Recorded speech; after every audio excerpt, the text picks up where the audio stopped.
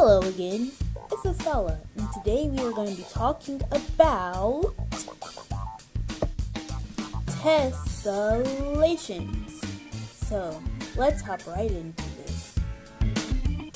Now, you might be wondering, what's tessellation? Well, lucky for you, because I know that. Tessellations are an arrangement of shapes closely fitted together, especially of polygons in a repeated pattern without gaps or overlapping. Now, if you want an example of what tessellation looks like, just look at the background that is behind these words. Now, I didn't make a video about tessellation just using the definition.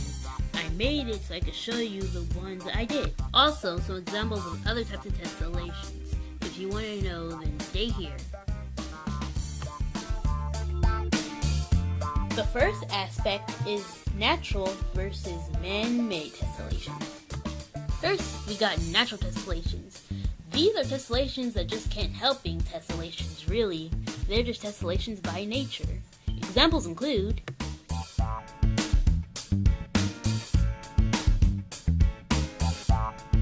snakeskin, pineapples, and the beehive, as shown below. These are natural tessellations because they follow a distinct pattern and they don't overlap. That's a tessellation. Now, we have the man-made tessellations like the pavement, the shoe, and the building, as you can see.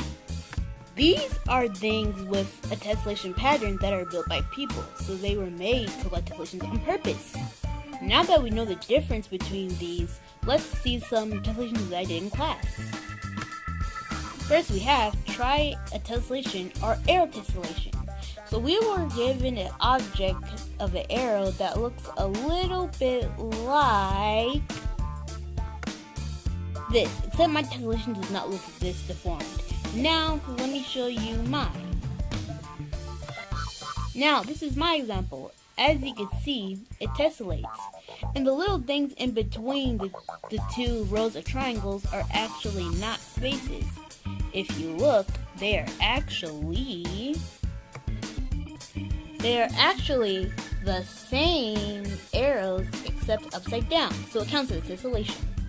Next are the 7 triangles. Now, unfortunately, the only one I don't have the example drawing for, we had to do a tessellation out of the 7 triangles we learned in class. And they are listed below: equilateral, acute, right, obtuse, equilateral, exact, isosceles, and scalene, as listed below. But don't cry, don't be sad, because I have many more examples for you. Strange tessellations. So you know what an octagon and a pentagon is and looks like, right? Right. If you don't know, then I don't know what to tell you. You should probably look that up. But imagine these shapes are just walking down the street, minding their own business, and all of a sudden, they got jumped by a gang, causing them to have very deformed features. Imagine that is put in a tessellation. That is what we did.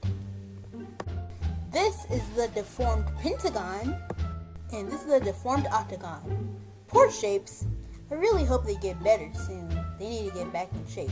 Hit the gym, please. Next is describe that tessellation. Cue the game show music. So, you see this shape, right? It's just an ordinary tessellation. What kind of shapes do you see in it? Maybe you might see triangles, obviously. Maybe you might see hexagons. Maybe you might see some trapezoids. And maybe you may just see some other shapes. But that's basically what we had to do with this assignment. Well, that was a short segment, but not to worry, because next up is tremendous tessellation art. So, let's begin. So imagine you just have a piece of paper and you draw something on it. So what would happen if you were to cut it out? Well, let me show you what would happen if you were to cut it out. If you cut it out, most likely have 3 pieces of paper and you put it in different places and you glue it or tape it together, this is what it would most likely turn out like. And this will be the tessellation, as just shown previously. Now, translate that art. This really does sound like a game show, doesn't it? You know that pattern we just discussed? Well, what if you put it on the X and Y axis? It'll look a little something like this. That is correcto, my friend. Just put the tessellation on the X and Y axis and label out all the points that they're on. For example, one point might be on 5x, 6y. And last but certainly not least, we have reflection, tessellation. Well, doesn't that sound really spiritual? Let's get into the last one. So you remember the tremendous tessellation? Well, what if we did the same process, okay? Cut out the little picture, glue all the sides and stuff together. But what if we flipped one of the sides over, actually both of the sides over, and what if we labeled one side A and one side B, and we both have to use both sides in one tessellation? Well, let's just say this is what it would be. Well, this is exactly what it would be. I think it's time for a review.